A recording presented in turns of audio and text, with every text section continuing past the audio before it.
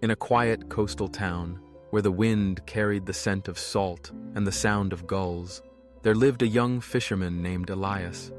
His days were busy, mending nets, steering his boat, bringing home the day's catch. To everyone else, he seemed content. But inside, his mind was restless. Even when the sea was calm, his thoughts were stormy. He worried about yesterday's mistakes, tomorrow's weather, and things that might never happen. At night he lay in bed listening to the creak of the wooden beams, wishing for silence, not outside, but inside. One evening, after a long day, Elias wandered along the shore. The tide was low, and the sky was painted with the last light of day. Far ahead, he noticed an old lighthouse, its lantern unlit, and an old keeper sitting on the steps, whittling a piece of driftwood. "You look like someone who's carrying a heavy net," the keeper said without looking up. Elias chuckled bitterly. "It's not my hands that are tired. It's my head. I can't stop thinking." The keeper nodded. "Then you need to learn the way of the lantern." "The lantern?" Elias asked.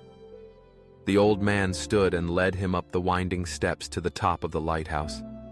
From there, the sea stretched endlessly, dark and endless, with only the soft sound of the waves. In the center stood the lantern, dusty from disuse. "This lantern doesn't fight the dark," the keeper said. "It doesn't try to light the whole sea. It simply shines here, now, and lets the light reach as far as it can. Your mind can do the same." Elias frowned. "But how? My thoughts don't stop." The keeper handed him a small jar filled to the brim with water. "Walk down to the shore and back without spilling a drop." Elias took the jar. The path was narrow and uneven. He had to watch every step. He heard the gulls, smelled the salt, felt the wind, but he didn't follow any of them. He simply focused on the jar. When he returned, the keeper smiled. "Tell me, while you walked, did you think about yesterday or tomorrow?" Elias shook his head. "No, I only thought about not spilling the water." "That's the lantern," the keeper said softly. "It doesn't wander to distant shores. It stays with the moment. And when you live in the moment, the sea inside you becomes calm."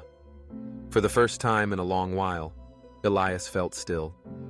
From that day on, whenever his mind grew stormy, he would stand by the sea, breathe in the wind, and let his thoughts pass like ships in the distance. He no longer searched for peace. He carried it, like a lantern that never went out. So, dear listener, are you shining your light here and now or chasing distant horizons? Sometimes peace is not found across the ocean. It's found where you stand.